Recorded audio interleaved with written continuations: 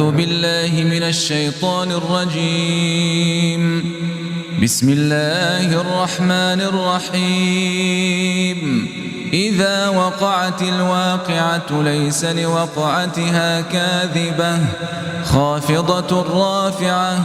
إذا رجت الأرض رجا وبست الجبال بسا فكانت هباء منبثا وكنتم أزواجا ثلاثة فأصحاب الميمنة ما أصحاب الميمنة وأصحاب المشأمة ما أصحاب المشأمة والسابقون السابقون أولئك المقربون في جنات النعيم ثلة من الأولين وقليل من الآخرين على سرر موضونة متكئين عليها متقابلين يطوف عليهم ولدان مخلدون بأكواب وأباريق وكأس من معين لا يصدعون عنها ولا ينزفون وفاكهة مما يتخيرون ولحم طير مما يشتهون وحور عين كأمثال اللؤلؤ المكنون جزاء بما كانوا يعملون لا يسمعون فيها لغوا ولا تاثيما إلا قيلا سلاما سلاما وأصحاب اليمين ما أصحاب اليمين في سدر مخضود وطلح منضود وظل ممدود وماء مسكوب وفاكهة كثيرة لا مقطوعة ولا ممنوعة وفرش مرفوعة إنا أنشأناهن إنشاء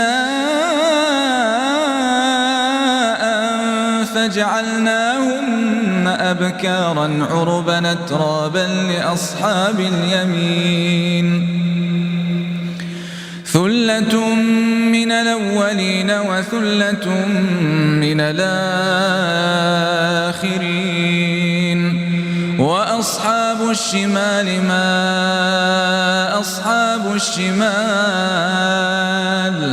في سموم وحميم وظل من يحموم لا بارد ولا كريم إنهم كانوا قبل ذلك مترفين وكانوا يصرون على الحنث العظيم وكانوا يقولون أئذا متنا وكنا ترابا وعظاما إنا لمبعوثون أو آباؤنا الأولون قل إن الأولين والآخرين لمجموعون إلى ميقات يوم معلوم ثم إنكم أيها الضالون المكذبون لآكلون من شجر من زقوم فمالئون منها البطون فشاربون عليه من الحميم فشاربون شرب الهيم هذا نزلهم يوم الدين نحن خلقناكم فلولا تصدقون أفرأيتم ما تمنون تخلقونه أم نحن الخالقون نحن قدرنا بينكم الموت وما نحن بمسبوقين على أن نبدل أمثالكم وننشئكم فيما لا تعلمون ولقد علمتم النشأة الأولى فلولا تذكرون أفرأيتم ما تحرثون أنتم تزرعونه أم نحن الزارعون لو نشاء لجعلناه حطاما فظلتم تفكهون إنا لمغرمون بل نحن محرومون أفرأيتم الماء الذي تشربون أنتم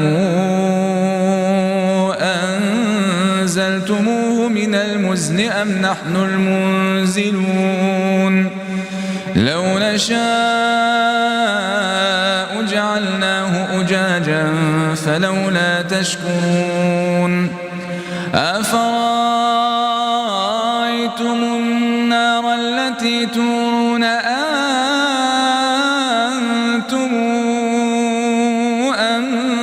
أنشأتم شجرتها أم نحن المنشئون نحن جعلناها تذكرة ومتاعا للمقوين فسبح باسم ربك العظيم فلا أقسم بمواقع النجوم وإنه لقسم لو تعلمون عظيم إنه لقرآن كريم في كتاب مكنون لا يمسه إلا المطهرون تنزيل من رب العالمين أفبهذا الحديث أنتم مدهنون وتجعلون رزقكم أنكم تكذبون فلولا إذا بلغت الحلقوم وأنتم حينئذ تنظرون ونحن أقرب إليه منكم ولكن لا تبصرون فلولا إن كنتم غير مدينين ترجعونها إن كنتم صادقين فأما